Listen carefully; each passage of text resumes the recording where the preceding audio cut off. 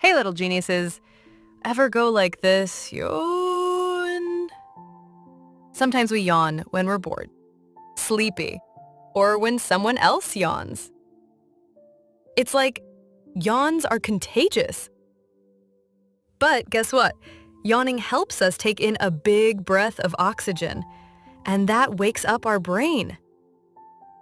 When we yawn, our brain gets cooler and smarter, kind of like giving it a refreshing nap. Cool, right? So next time you yawn, don't worry. It's your brain saying, "Thanks for the boost." I'm your little scientist. Don't forget to like, share, and say it with me. Let's learn with us.